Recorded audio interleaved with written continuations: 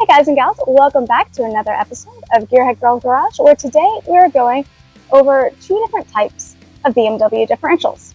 So you can see here the small case and the medium case. Pretty self-explanatory. The small case is smaller than the medium case, but all the bolt points and everything are the same. There is a little bit that you have to do if you are switching from one to the other, but you can interchange them. We'll go ahead and give you guys side view.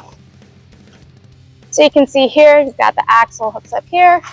The view from here, that's the front of the car here, rear of the car there.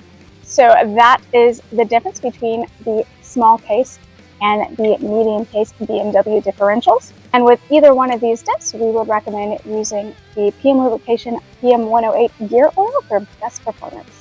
So thanks for watching. If you found this episode helpful, please like, subscribe, and feel free to share and comment below. Thanks for watching. See you next time.